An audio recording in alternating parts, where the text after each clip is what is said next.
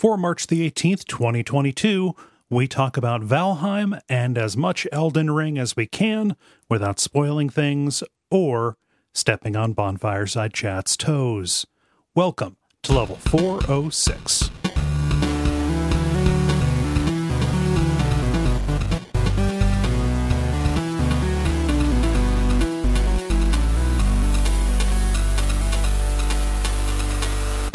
My name is Kole Ross. I'm David Meinsmith.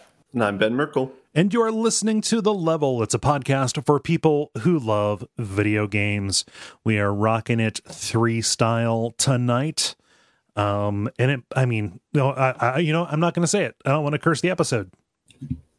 In the past, okay. when somebody has said, "Oh, this will be a short one," it ends up being a long one. And I'm not going to say it. I will predict. I'll be bold. I'll be bold and beautiful. This is going to be a short episode. Okay. Well, you've doomed us all.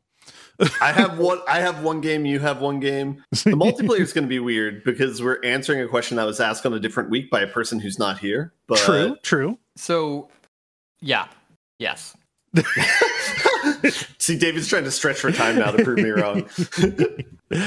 Oh my gosh. And I also don't have like an awful lot of like anecdote at the beginning. Like all I've got on my mind is I've got a new computer on the way, which is real exciting. Ooh, yeah. that's awesome. What kind of graphics card? So it's the M1 Max. It's an Apple Studio or a Mac Studio is what I ordered. Yeah, that's it. Okay. Yeah. And I sprung for the extra like overall memory, so it has 64 gigs of shared memory, which is the most you can get on that chip without moving up to their like crazy expensive one that's as powerful as like 4 Mac Pros glued together. But it's fluid, so it has as much video memory as it needs, up to 64. Yeah.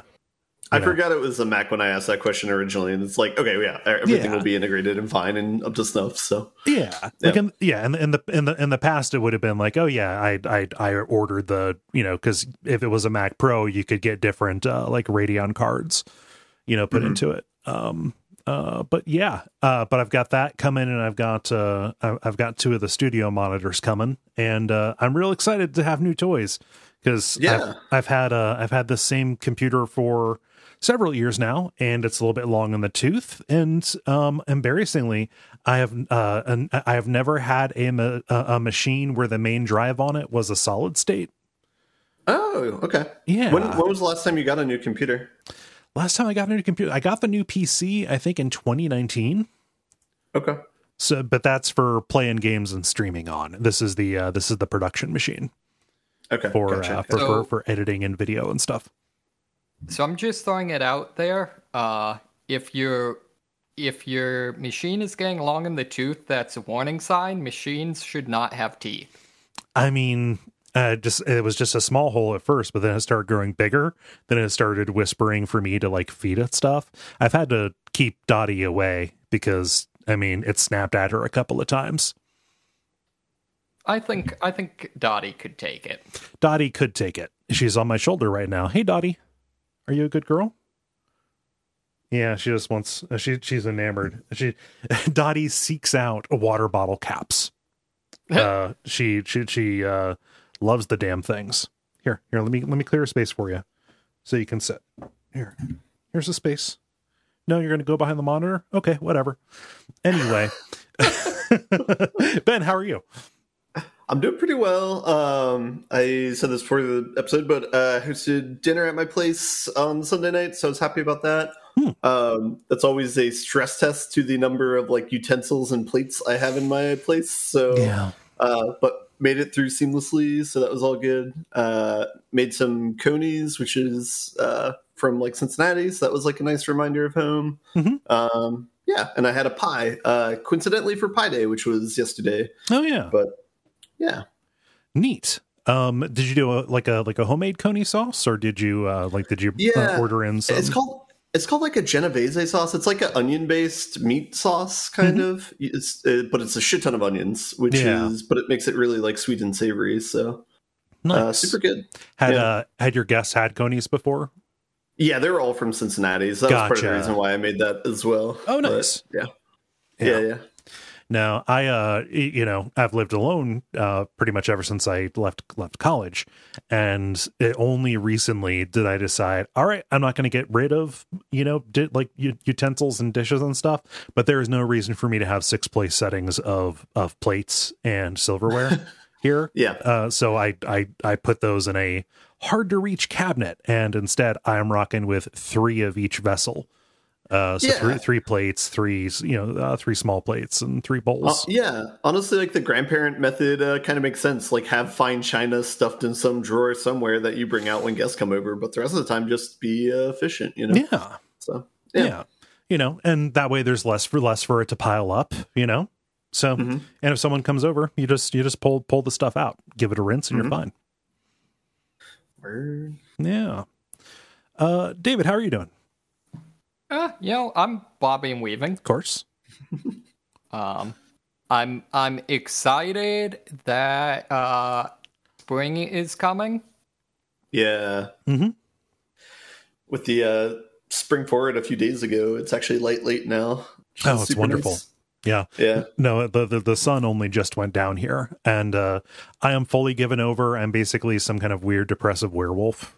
Insofar as my mood is governed, everything about me is governed by the movement of the stars, including the sun. Yeah. No, I am definitely right there with you. Yeah. No, so I am also very excited for spring. We're not even all the way to the days getting longer. So we got lots more sunlight coming. Yeah. I think in Seattle, you just learn to like stifle that, or you just try and choke that out as much as possible. But when it's finally like light out, you can be like, yeah, I'm human again. I'm gonna go outside. This is great. I thought in Seattle, you just drank your problems away. All right, I wouldn't suggest doing that. A, don't do that. But B, I was. Well, all right, I don't want to go off on too many tangents, but they don't make any good stouts in this Pacific Northwest area, and that's something that I'm a little bit saddened by. Or it's hard to find, rather. It's. I thought Rogue had some good stouts. That the places in the world that, like, during winter will have, like 24-hour night or whatever, have significantly higher instances of alcoholism than the rest of the world. Yeah. That definitely accounts for that is the explanation that I've heard for like drinking habits in like Wisconsin, and it's not just the thing. If you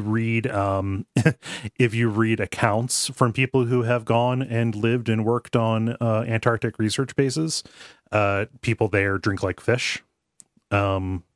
There's something atmospheric that people think explains why you get drunk so much faster there, something about elevation or whatever. But yeah, just if you're in Antarctica, sometimes that's what you have to do. So I know I went to Florida Keys like last summer, and they have an expression called the Keys disease there because people like fall into alcoholism there because everyone's just kind of like on a boat, like drinking all the time. So like in terms of the US, you just don't want to go too far north or too far south. You just want to stay right in the middle, it sounds like. Yeah. I feel like that's a lesson that humanity should have learned, a couple epochs ago or whatever. Mm-hmm. Oh, I think people are just going to drink and have problems regardless of where they're at, and sometimes there are post hoc explanations for it. Mm-hmm. That's fair too. Yeah. I mean, what has the hawk ever done for me? We have outlived the need for the hawk. I think that is our banter. I think we can talk about games. Why don't we talk about games on a regular kind of show? What with the grind, the multiplayer, and the end boss? And we can get started with the grind. The Grind, where we talk about the games we have been playing over the last period of time or so. Ben, I'm going to ask you to go first. All right. I'm not going to have a lot to talk about, but the main game that I've been playing the past week is I've continued playing Valheim, and I've continued playing that a lot. So I think where I was at last week was I was in like starting to get into the 3rd biome, but probably getting killed a lot. Mm-hmm. I've like pretty much mastered the 3rd biome now. I'm moving on to the 4th one, which is like the second to last. I feel pretty comfortable there. I'm still getting killed a few times, so it's a little bit annoying, but I'm kind of getting my ground set up. I'm building a second base in like the fourth biome in an area that I found that has like maybe 3 or 4 of the more advanced biomes around it. So so I've been working on that. Me and the person I'm playing with it on the server, we beat the 4th boss, so there's only 1 boss left. And there's only, I think, 1 biome after the one that I'm in left. But even that, I'm not even sure if it's fully developed with respect to the game. It's like the name of the biome's like the Misty Waters or the Misty Seas or something like that. So you just can't see anything. So I don't even know if anything's there or not. Okay. I don't know if anything's there or not, or if it's just like, hey, this is going to be the edge of the world because we haven't made anything here yet. So enjoy. We have been told gods must be crazy. We have been told not to go to the unfinished lands. Yeah. But that game is still pretty satisfying. I guess with the latest boss beat, a new like tech tree opens up for you. But I couldn't really do anything with the new tech tree because it all requires resources in the biome that I'm just building a base in now. So that's kind of what prompted me to start to look for and build a new place. But it's an interesting game. Like one of the things they do that's kind of like I'm not sure how I feel about it, but they have this sort of artificial difficulty in the game where they allow you to build portals in the game to be able to jump, fast travel between points in the world. But they'll make some of the resources not be able to travel through the portals. So like any sort of ore or metal, you're not allowed to fast travel with it. Is that to stop you from like just building one base and settling there? I think so. I think that's part of it. I think it's to force you to go on more kind of like adventures and like boat sailing and stuff like that. But again, that's why I'm not sure how I feel about it, because they should force you to do that sort of thing in some way, because it's a really cool experience. Like in your case, you're not like stocking up a bunch of stuff, because if you pull a Dennis and sink your boat, you lose all your stuff, or it makes it hard to get it back. So instead, what I do is literally put all my stuff at my base and then just go like, in my boxer shorts on a boat and then go to like the other end of the world. And if I live, like I'll have enough supplies to make a portal and then do that and then be able to portal back. And then I kind of connect 2 areas and then come back with like armor and stuff like that. So it's good to force people to do that, because that part's really a fun part of the game, is like exploring, seeing what the map's like, since it's procedurally generated. And like that discovery is really cool. But it is like, and then again, I don't know how I feel about this, but it causes you to make these sort of like big plans of like, okay, I need to like pack this boat filled with this ore and just do a single trip of like sailing, since it takes so long.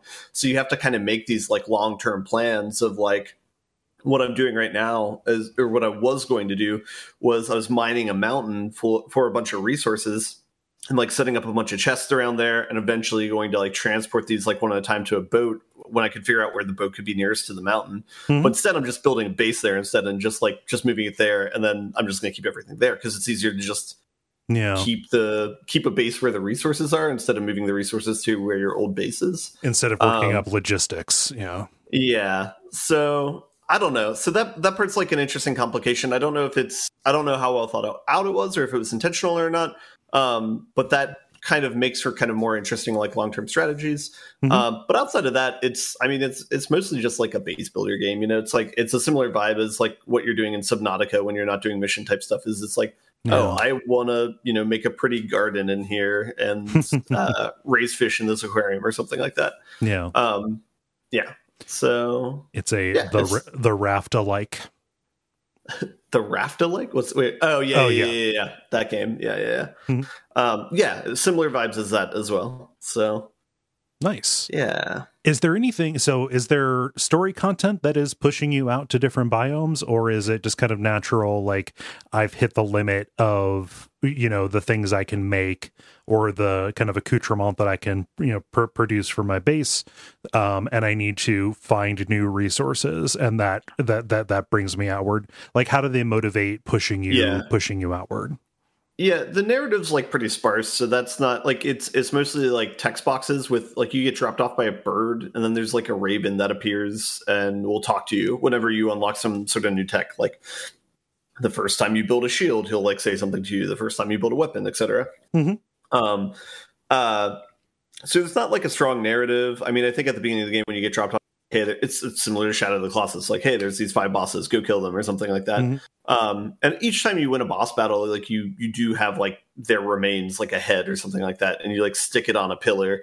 And so there's like a sense of progression there. But really, it's more seamless than that. Usually, what you're doing is you're just trying to master a biome that you're in, and so like whatever biome you're in, they do a good job of differentiating them and kind of making like their own thing there. So like in the mountain, you do a lot of digging down in the ground and mining for ore, which you haven't really done in other biomes. Like in the forest, you're mostly like foraging and like looking for like mushrooms or blueberries, things like that, because you can craft things with them. And then there's like things you can kill in the night.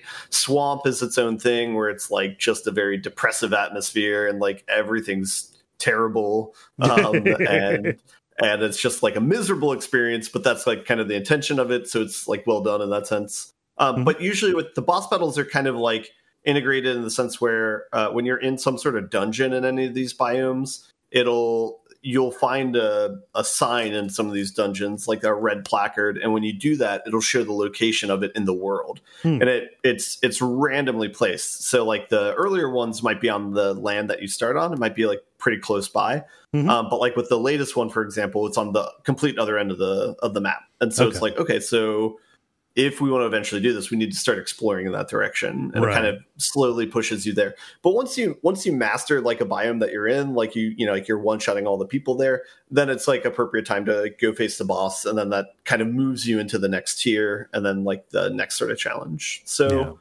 that part they've done really well. Is they've found a good game design where the difficulty is kind of like bottled, and like, this is the tech you get in this area. This is what you can max it out to be. So by the time you get there, this area is easy. The next area will be a little bit hard based on that max out tech from this area. So they do a really good job of balancing that sort of thing out. But nice. Is this a game that has like infinite world size the way that Minecraft does? Or? No, it's a circle. It's a giant circle. Okay. So I haven't been to the edge in any direction. I'm kind of close to it where I am. And that's where I started seeing like the misty regions. So that's why I'm just guessing those could be at the world's end, but I'm not sure. So I might find that up, but I don't know. Yeah. Nice. But it still remains a very pretty game, a very pleasant sort of game if you like base builders. It's definitely a lot easier if you have like a server with friends.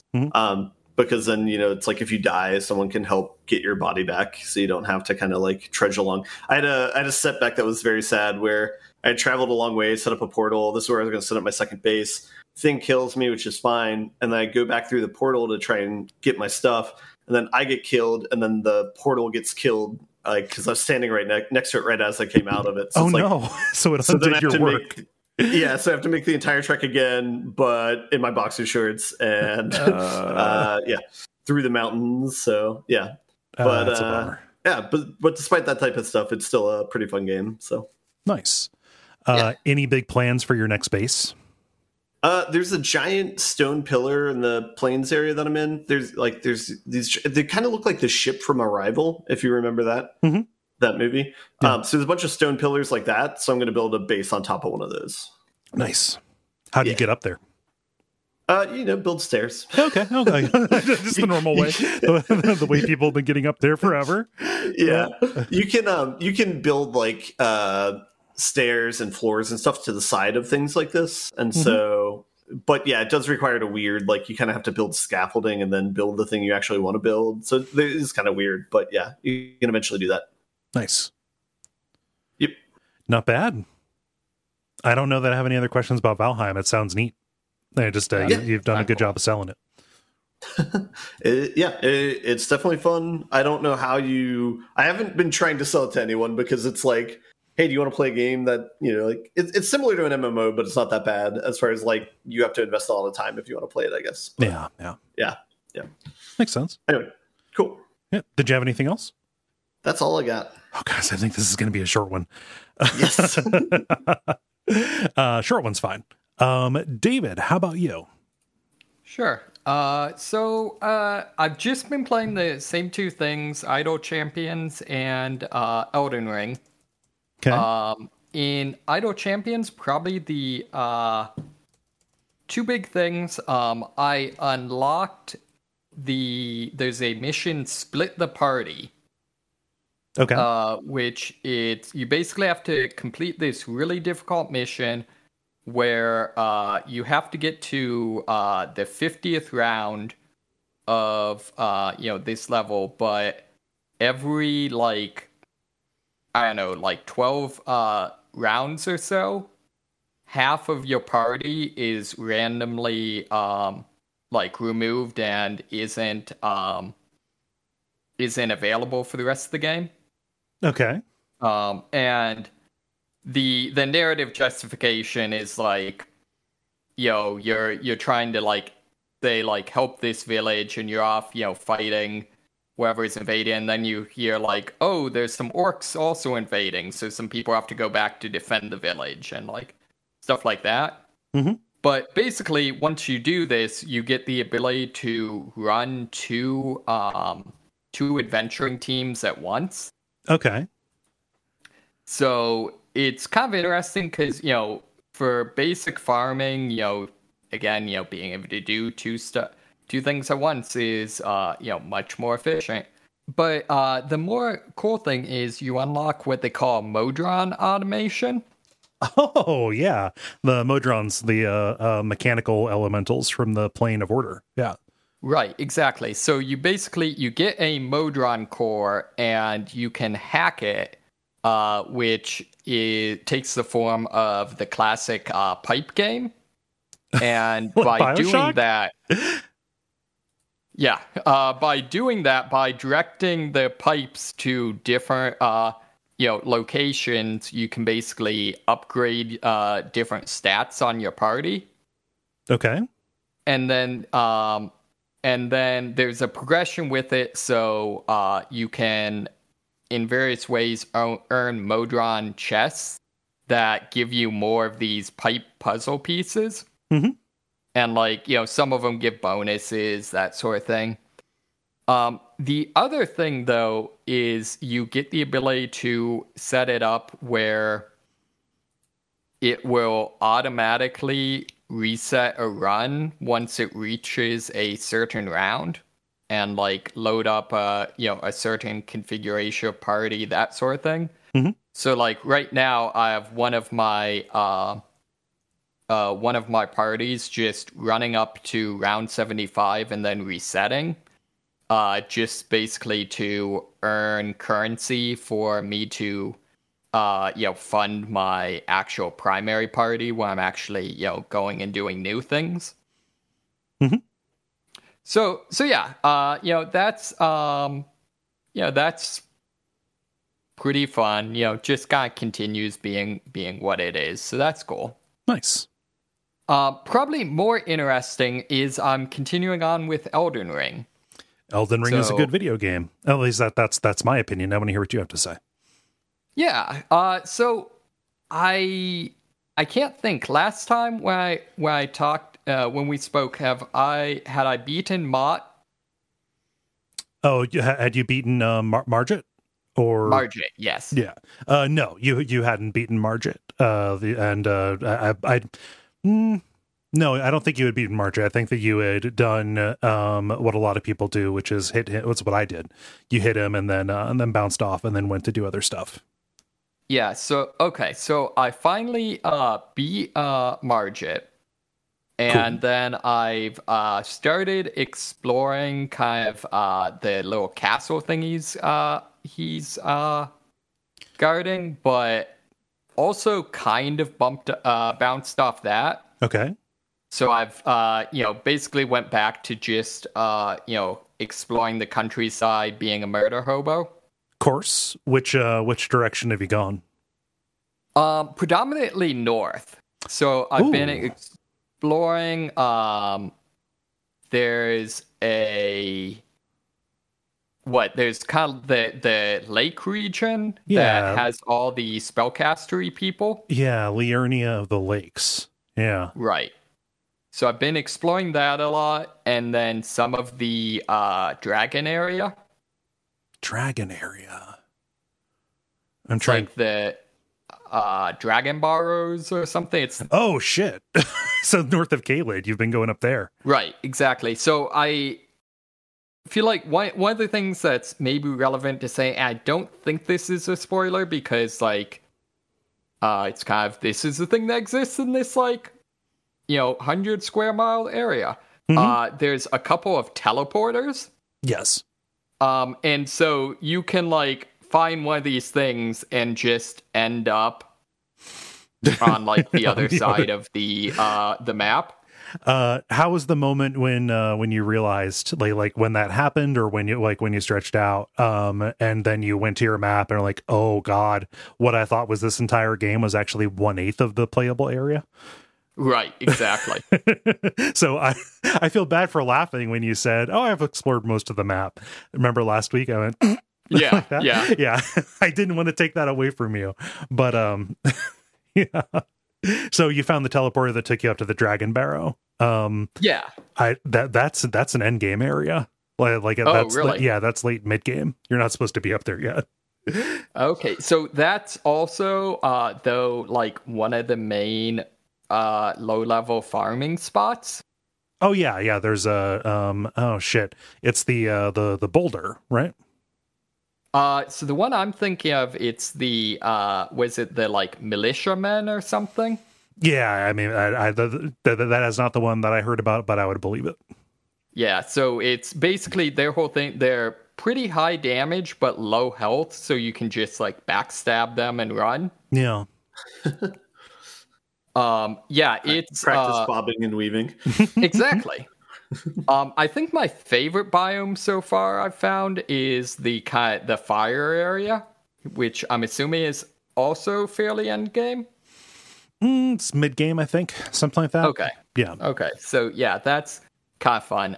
The other thing that I find funny is apparently a common like trap in this game now is teleportation gas. Yep. Wait, what? I mean, just so I imagine once people heard that we were talking about Elden Ring, they were kind of down for a little bit of spoiler stuff. And this is also just a thing. Sometimes if you open a chest, just gas will come out, and then you wake up somewhere else. Okay. Yeah. Which I guess that idea was pretty much entirely summed up by the phrase teleportation gas, but it is very strange. That was the first teleporter trap that I found. It was one that took me to a very definitively endgame area. Yeah. So, there's the first instance of that I found is there's a recurring Souls character. Yeah. So, and I feel like, at least in my opinion, so I've only seen him, I'm not sure I ever got far enough to see him in Dark Souls 1, and I haven't played 2, so I've only seen him in 3 and Bloodborne. Mm-hmm. But at least so far, I think this is my favorite version of that character. It's pretty good. And I really love the super thirsty fan art that has come from this. Yeah, they have fans. It's really, really weird. But yeah. So I'm pretty much just running around. My biggest accomplishment recently is I unlocked the basic katana, Yes. which I could have just started as the samurai class, but I didn't. So you have to, get in a dungeon. Mm-hmm. I forget what class are you, David? I'm playing as the Vagrant Knight. Yeah, that's what I started as well. Yeah, and that's kind of the like most stereotypical Dark Souls like knight type dude with a shield. Okay. Yeah. I'm trying to play through more of a like dodging thing, so not using a shield. Mm-hmm. And it's been mixed. I'm tending to out DPS my enemies more than I'm actually doing like clutch dodges. So I don't know. And I'm doing a arcane, so the bleeding build. Yeah. And that's a damn fine way to do a lot of damage at once. So much so that I'm worried that they're going to nerf it. I have a similar build. I'm using the Uchigatana right now. I have it spec'd to be keen, and I'm dabbling in sorcery. Yeah, I like that it seems like they've made the build variety a little bit bigger this time around. Yeah. And I've noticed there's more weapons that are seem to be intended for unusual stats. Yeah. They've got I mean, so many weapons in the game, but like, yeah, they do have ones that honor particular different different builds or different stat combos. Yeah. Can I make you a recommendation? Sure. So you might end up having a better time if you go south of Limgrave. Okay. Yeah. That would be like that would be my recommendation, especially if you're bouncing off Stormvale. Going to the places where you are, like, you're probably leveling pretty quickly, but also like getting housed, just straight up getting wrecked by people. It's a place called the Weeping Peninsula. Has some good places to go. Okay, yeah, I'll check that out. Yeah. I think my my prized possession so far is I've got a helm that is the head of the little like stone goblin things. Mm-hmm. So I'm definitely running around like cosplaying as a kobold.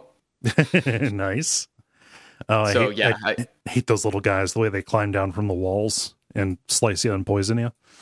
Yeah, it's there are definitely, so at least so far I have not seen any like overtly annoying enemies other than maybe the dragonfly. But there are definitely a lot of very nasty enemies. Yeah. No, and just like those imps, like the basic imps that you would find in the kind of early game, like the catacombs and Limgrave. The fact that they climb down from the walls makes you think like, okay, there are two of them in front of me that I can take out, and that'll be fine and good. And you're not noticing, or I didn't notice until I realized to be on the lookout for it. They are probably 5 more climbing down from the walls and surrounding me while I'm dealing with the first two. Yeah. And I feel like it seems like the counter the kind of balancing mitigating factor on that is that because they are gargoyles and often are trying ambush tactics, they if they aren't on the walls, they will often let you straight up walk up to them and attack you. Yeah. Because they're waiting for you to let down your guard. So they're really easy to backstab, but only if you see them first. Right. Yeah. Quite a few times, just straight up do, and then bam, stabbed right as I'm walking by them. Yep, exactly. It's definitely those are one of the more fun enemies that I've experienced so far. Yeah. But yeah, I'm enjoying seeing the degree to which people are using the message system entirely to make juvenile jokes. Yeah. Some of them are fun. Like the first couple times you see them, but then it's like, come on, guys. Stop saying finger, comma, butthole, please.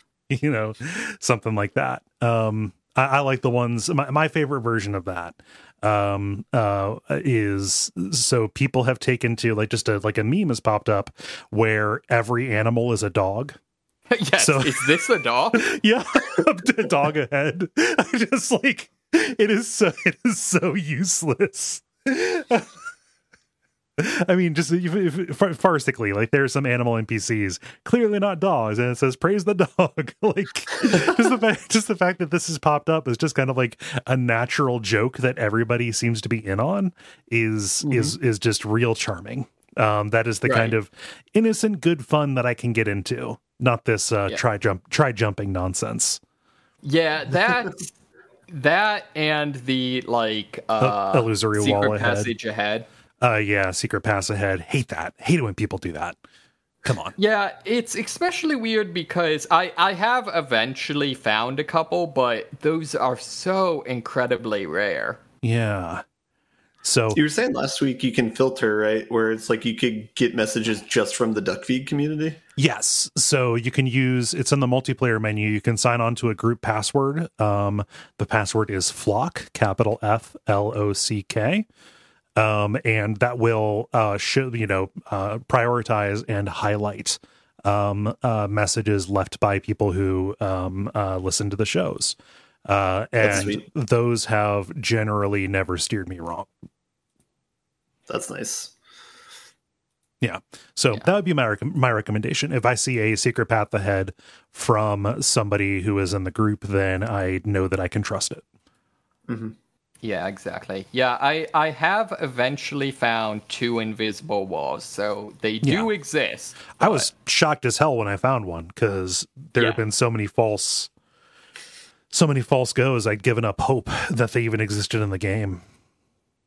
Yeah. So I have one question. Maybe you guys can explain this, because this is something I've seen where you can like turn into a bush or a statue. Yeah. How does that work? Is that class specific or? There are spells that let you do it, but there are also items. Those are meant entirely for PvP. Okay. Yeah. As far as I know, there is no, I mean, in past games, so that's not like a new thing for this.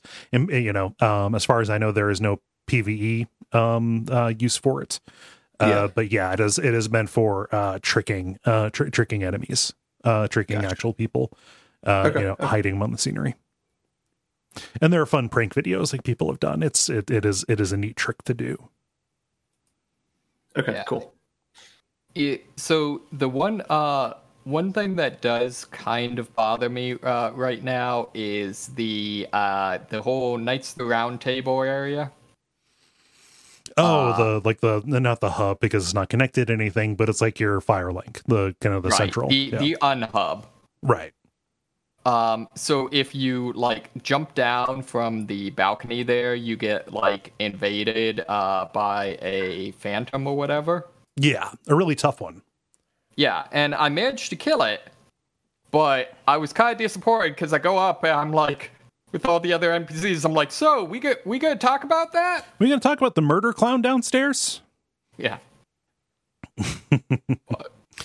Yeah. No, you get an item for that, but I forget what it is. It wasn't anything that would have like made or broken a build that I had. So yeah, so there's the enemy itself. You get the it's like the ability to call in extra invaders or something. It's something like that. Oh yeah.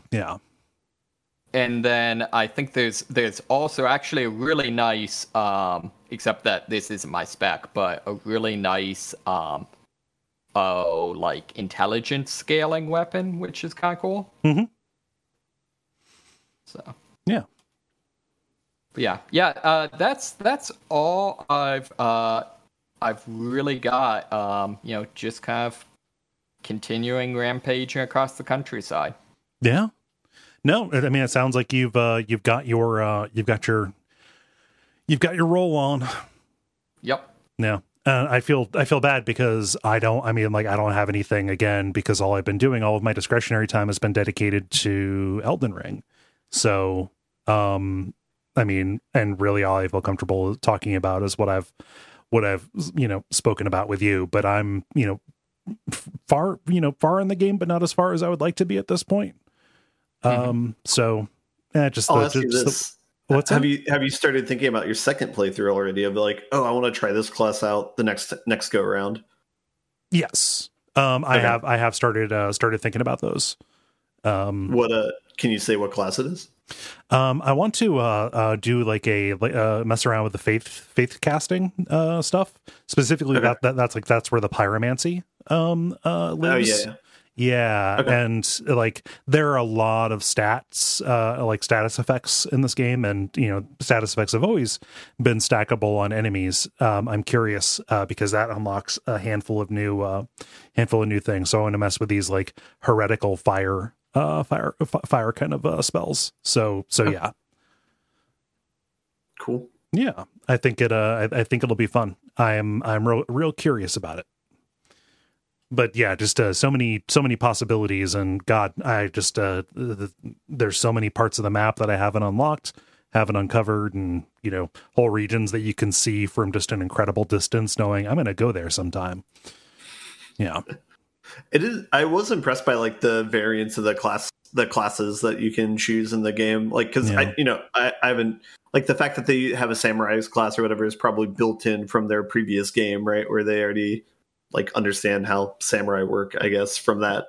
And so it's cool to like kind of build like a real wide variety of like what you can, how you can start out in the game. Like that seems appealing. And what's super nice about classes in Souls games, and this is no it is no different. What's neat is classes are just a starting point. Like it just determines your starting stats and your starting loadout. So like what gear you have, things like that. So I'm way into just the variety that they offer at the beginning there. And it's fun to see because, like, I don't know, they have cool stuff. Like the caster isn't exactly what you think it would be. It's not named what you think it would be, and it's not and definitely doesn't look like a caster. Same thing there. So like it's a way for them to communicate peculiarities of the world, because people, they're not classes, they're backgrounds is what they're called. And so you play it and you are able to just kind of see like, okay, yeah, this is a person. Like people who do this come from a particular place, and you will end up going there over the course of the game, most likely. Yeah. The thing, and this has been in a lot of the Soulsborne games that I've always kind of been interested in and wish they would get more into, is some of the just like bonkers effectively starting ethnicities. Yeah. So like, like there's one in this one that is just like pure white skin, like not like peachy like real world white people skin, like like vampire looking shit, white like marble. Yeah. And like I'm sure there's a backstory there, but the equivalents in previous Souls games were never really explained. I don't know if they are in this game, but yeah. Not that it necessarily matters all that much, but I just always wondered about some of that. Mm-hmm. Yeah, there's some of those from what I remember. We're going to be recording about the kind of the basics of the game and the opening, and I'm looking forward to getting back in because like I haven't seen the opening cutscene since I saw played it on launch day, and I have so much more context for just the bonkers parade of bizarre creatures that they bandied about there. So I'm curious to see that, and I'm also curious to reevaluate what the starting stuff is, because I was just kind of stabbing blind and not really, didn't have a anything to hold on to grasp onto when I was looking at the choices. Yeah, one of the things that, kind of like you, I haven't had enough time to really form a thought around or like really analyze. But it seems like the myth traditions that they're pulling from seem slightly different this time around. Yeah, it feels kind of more explicitly Norse as opposed to being pulled from like a weird amalgam of mostly D&D type stuff.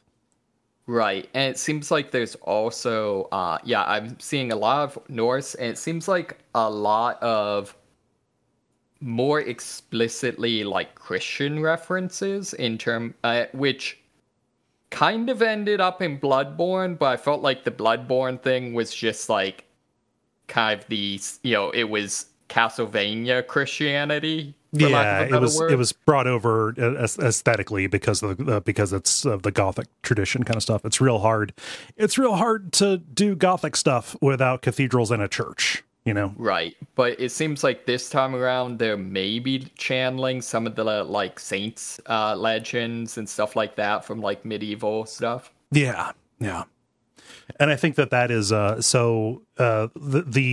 exact nature of George R.R. Martin's involvement in the story has kind of been released. So what happened is instead of like consulting on every single thing that went, they just told George R.R. Martin, like, hey, here's vaguely what we want to happen in the game, and can you write us like a short story or like a novella that we can pull like specifics from. So that's how you end up with like the pantheons of, if not gods, then demigods who, seem to have like a really torturous family relationship, at least if the opening cinematic is to be believed, and kind of the the foundational, origin myth for all this stuff.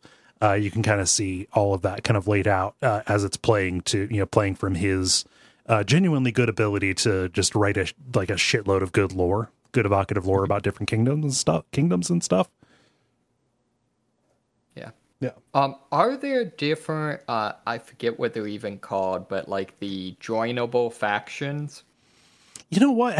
I have no idea how the game does factions.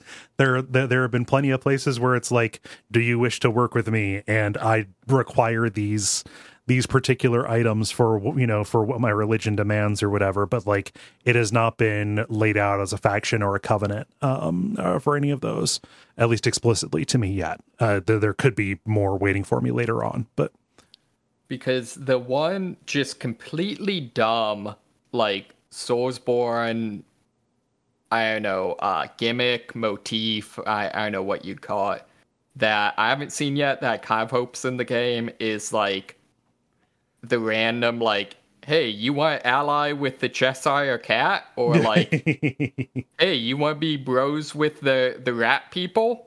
Why not? Just like, I want to be friends with a large anthropomorphic animal that I probably shouldn't be friends with. Just a real bad element, bad influence on you. Yep. Anything else about Elden Ring? Nope, that's all I got. All right. Multiplayer. Now it is time for the multiplayer, where we ask you a question and then you answer it. This is a question put up by Dennis, though he is not here. This was also put up a couple weeks ago because of a mix-up. So I will read the question and then the first response. What video game reference or in-joke do you wish was universally known so you could use it in conversation without worry of confusing people? And we get started here with Greg, who says, I wish Kefka from Final Fantasy VI was better known outside of gaming circles. Not only is he a great bad guy, but I could insult so many people by saying things like, you're a real Kefka, you know that? Or stop thinking like a Kefka and actually give a damn about your employees. Or some people just want to watch the world burn. They got inspired to try to outdo Kefka, clearly. Yeah, I was going to say, you can definitely sub in the Joker for Kefka, and you would be mostly fine. Both of them are murder clowns. Sound like there was going to be a second thing, but that's all you need. But Kefka got results. Commonality. Kefka got results is the problem. Kefka did end the world. Are there any like bat-inspired enemies that face down Kefka, though? Not who face him down. He has some really annoying bats in his tower in Final Fantasy VI, but okay, so this is the alternate universe where the Joker, allied with the bats. All right, I'm following. Oh man, David, what does Callum say? Callum says, my nerd group has adopted the saying "fat happy" from the ogre in Baldur's Gate that asks you to come back when he is fat happy. He slips out with general public after eating too much fairly often. See, that's one where you wouldn't need the context to get it. Is the thing. Somebody can hear fat happy and like understand kind of what is being said without knowing the Baldur's Gate reference. Are you invalidating this person's answer? No, I'm no. No. What I'm saying is, people would probably like they would say, "Oh, like in Baldur's Gate, that'd be good." But I think that this has utility for Gen Pop. So it is useful on a couple of different kind of valences. Let's say. I had not heard this expression before or this reference before, so I am not fat, but I'm happy to know that it exists. Yeah.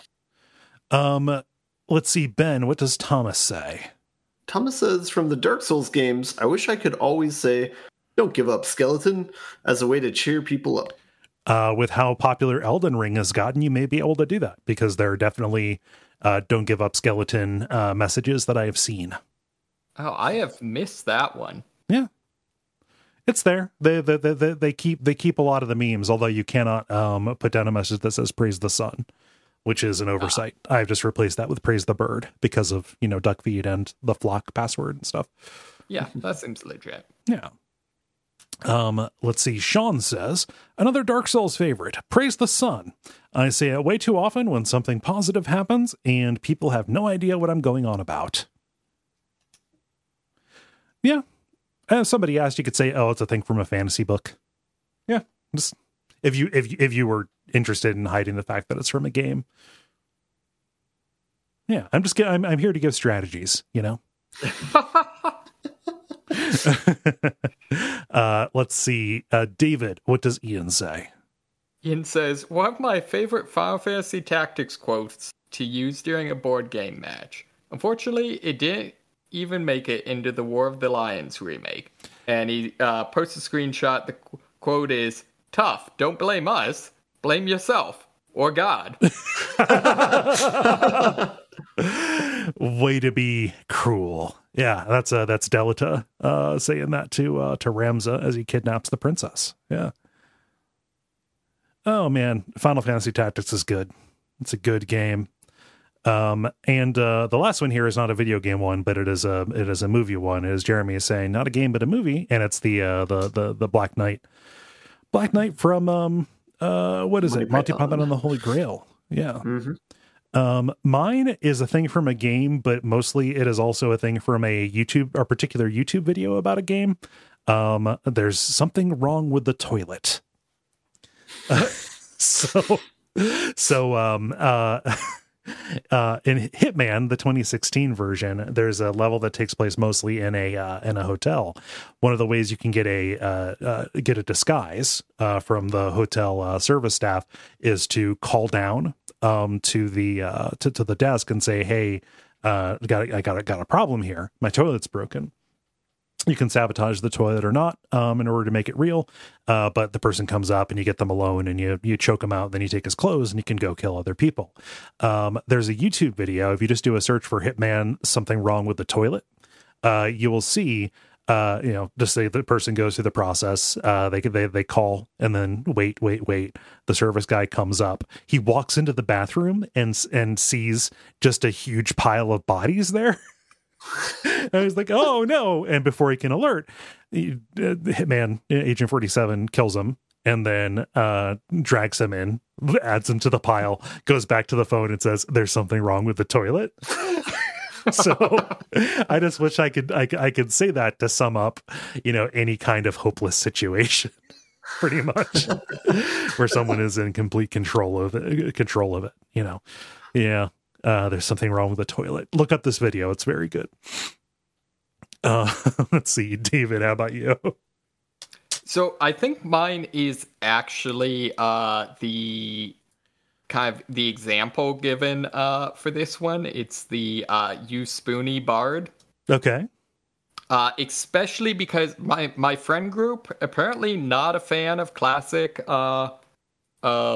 Final Fantasy. Okay. But is a fan of D&D and Bard characters. So yeah, I'm trying to explain to them that there are bards and then there are spoony bards. Yes, there is a marked difference. I'm surprised that didn't break through, because that became such a meme. Yeah, you would think, but I don't know. And I know a lot of them are fans of what is Final Fantasy the extended road trip? Which one was that? Final Fantasy 15. Yeah. A lot of fans of that. Strange. Ben, how about you? Yeah, I had a hard time coming up with one, but I think it's mostly just trying to. College roommates will say back and forth. But there was one from a game, Urban Chaos, the first game from the Arkham people. Like your police chief goes, "Shoot the fucker, Mason," and so sometimes we'll say that to one another with little to no context. And I can't remember if the game itself had the fucker in it or if we added that, but right. I'm pretty sure it was in there, but who knows? It's been so long. Yeah. But this isn't from video games. The one thing I wish, and this has just kind of found use between me and Gary, but it's there's a scene in the Venture Brothers where somebody, says, "I'll give you what you're asking for as soon as you eat $1 worth of pennies," and everybody's just like, the guy's like, "No, I'm not going to eat pennies," and everybody else in there is, "Come on, eat the pennies, eat the pennies." Just eat the pennies. It goes on for a very long time. So it's like whenever there's something unpleasant somebody's refusing to do, just eat the pennies. Oh, man. Yeah, so thanks, Dennis, for putting this one up. And thank you, everybody, for responding. If you'd like to participate, you can go to facebook.com/thelevelpodcast and watch for the prompts to go up on Monday afternoons. The end, boss. Now it is time for the End Boss, where we talk about things that are happening in the world of video games around us that are exciting to us. I've got one. This is real simple. It is a thing that is going to exist by the time you are hearing this. The Kaycee's mod expansion for Inscryption will be out. It's releasing March 17th. It's been available in beta for a while. But it will have all of the, everything polished off. This is an extended, an endless roguelike version of the cabin, the game that you play in the cabin in Inscryption. It's a thing that people really clamored for, really wanted, given how the cabin game ends up having its own kind of goal and endpoint at a certain time. And so this is kind of taking it and making it kind of like a more standard, Slay the Spire-esque roguelike with some slightly less breakable combinations, and adding in some story content as well, about kind of what's going on under the surface of that game. We had covered Inscryption on WAF here relatively recently. By relatively recently, I think I mean at the beginning of this month. Fuck. But I'm curious and excited about this because that card game is real good. It's that's interesting because I know he made like the separate game with the Hex, whereas like a conclusion was in a separate game for the first game. Mm-hmm. But it seems weird for him to do DLC since his games are kind of like so, like the lore around it and like the live action game around it or whatever seem like that takes so much work to do. So like it's interesting if this is just an add-on, but then doesn't add anything to that, and if it does, that's so much work. So that's crazy that that much would be in a different DLC. So yeah, I have no idea if it does the kind of the wrapping narrative kind of stuff. Yeah, but cool that it's free and that it's releasing more content. That's nice. Yeah, no, Inscryption's a good game. Play it. I'm not saying that to you, Ben. I know you played it. Ben, what's your story? Yeah, I wanted to talk about, I don't know how like insular this is, but there was a streamer award show over the past weekend that was like made by streamers and for streamers. So I just kind of wanted to talk about it. I thought it was interesting. I watched some of it. It felt very similar to like the Academy Awards. Okay. Production value was really good, so that part was impressive. But then also like the self-congratulatoriness of it also felt very similar to like the Academy Awards. And so that was kind of like whatever. like they already had like a legacy award in it, and like streaming's like maybe a 5-year-old profession, so yeah. And then the other part that kind of like was a little bit weird was like, so this was it was organized by 2 different streamers, Cutie Cinderella, and I forget the other person.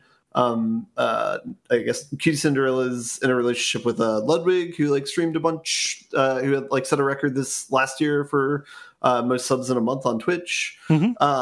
And then he ended up getting Streamer of the Year, which is like, you can objectively say that's fine, but it was also like kind of weird that like the person in a relationship with the person who organized it won. Yeah, that's an apparent conflict of interest.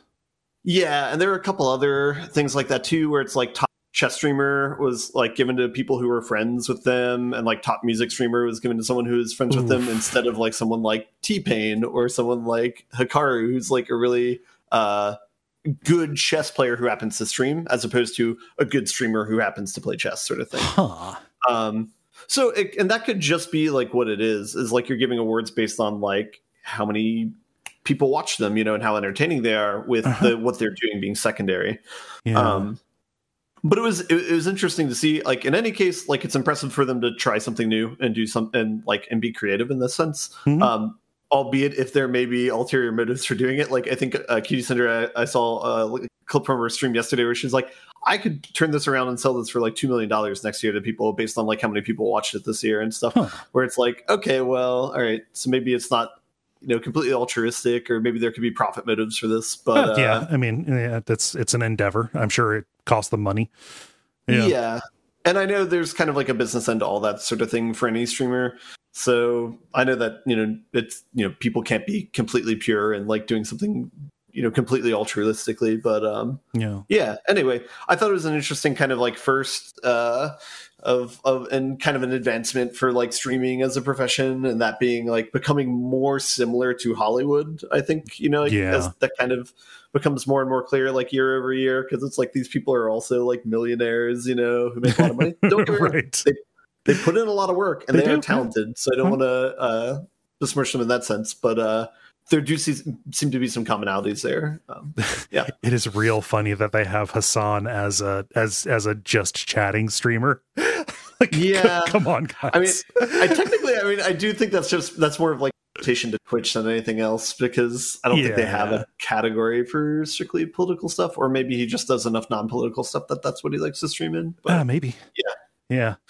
This is weird. It is strange that this isn't affiliated with Twitch, yet everything kind of seems to be Twitch branded. And like, so the award, I'm scrolling down like the nominees and winners and stuff. There's one for best content organization.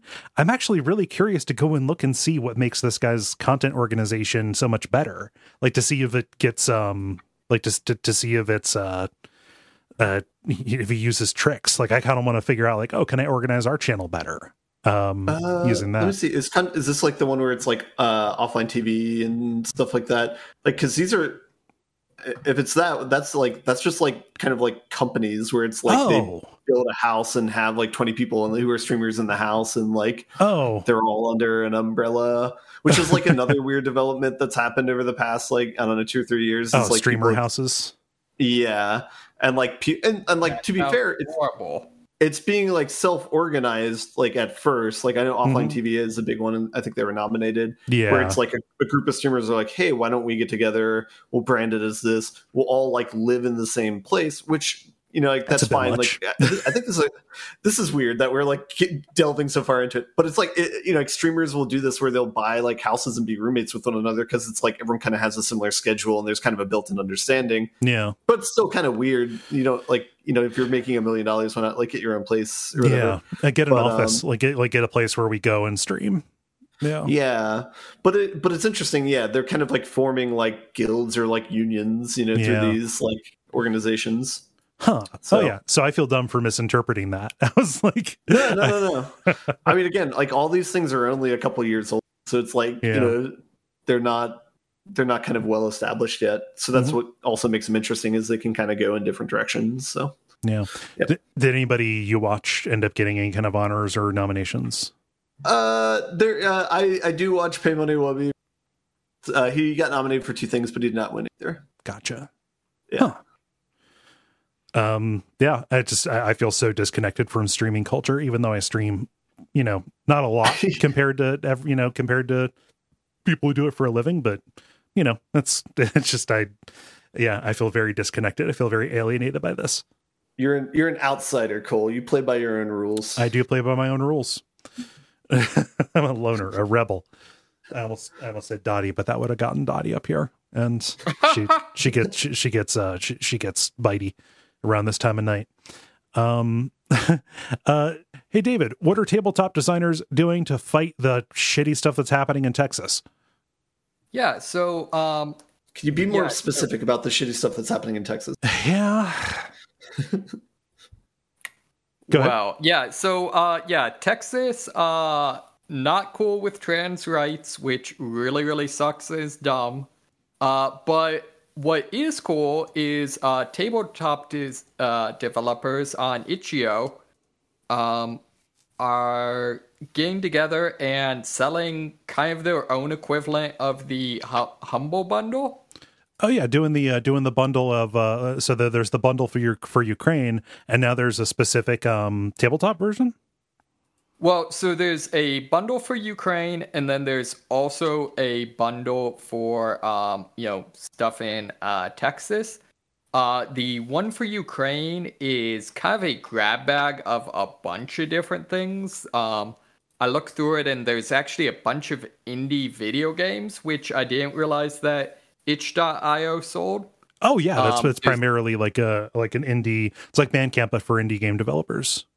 Right. See, I had only come across it in context of actual like pen and paper games. Right. So, but yeah, so a whole bunch of things, and then the Texas one is specifically tabletop games. So, I don't know, like. None of these I had heard before, but apparently there's some really good ones. I guess there's one called Wonder Home that's basically like cottagecore Redwall. I've heard about that. I've seen headlines about it. Yeah. And then there's just a bunch of ones with evocative names. There's one, Thirsty Sword Lesbians. Yep. Read about that one. Jonathan Frakes wants your attention, and you must not give it to him. Star Trek The Next Generation's Jonathan Frakes. So it's Jonathan Frakes of Star Trek The Next Generation, except actually a ghost. Okay. I really want to know if this is officially licensed, because with him, I don't think you can be sure. I mean, if he was bummed out by people, by people making fan stuff based on him, I think that'd be kind of like trying to fight a Hydra. Yeah, exactly. So yeah, all sorts of interesting ones. The two that caught my eye is there's one called Breakup on Reentry that is apparently about dating in among mecha pilots during some sort of intergalactic war. Okay. And there's one called What's So Cool About Lucha Libre, which describes itself as a border punk pen and paper game.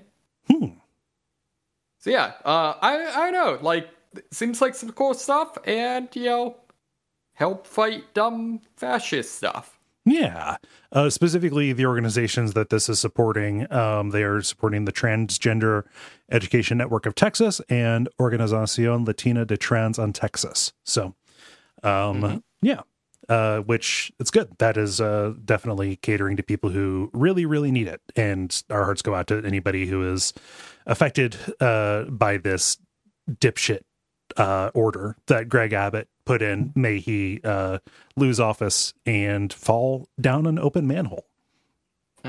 Yeah, I'd be that. Just no, I mean, yeah, just very neutral. If that happened, I would not shed a tear. Yeah, and let me think here. Also, that so let me double check This one, as of the time we're recording, or as of the time people are hearing this, you've got like 2 weeks left to grab the tabletop one. I believe by the time this episode comes out, the Ukraine one will have ended, though they are nearing $6 million in contributions, which is much higher than their original goal, which is cool. Nice.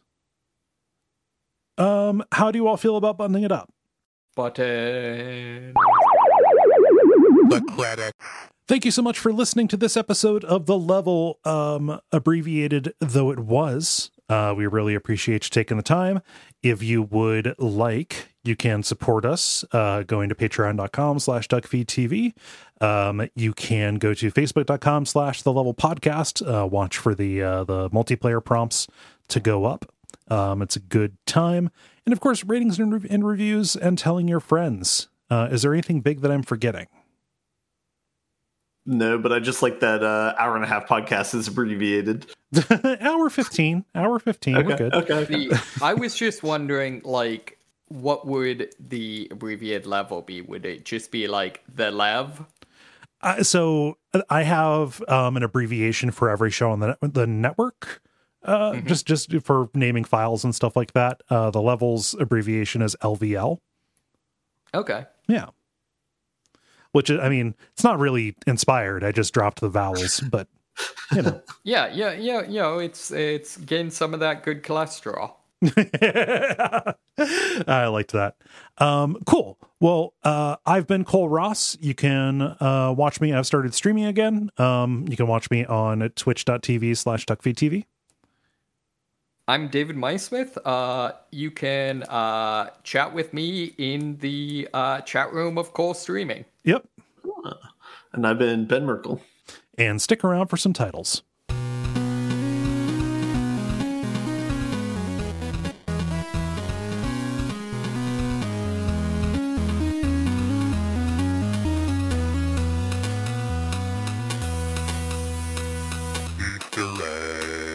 All right. So I have two. I have Post Hawk, HAWK, and The Unfinished Lands.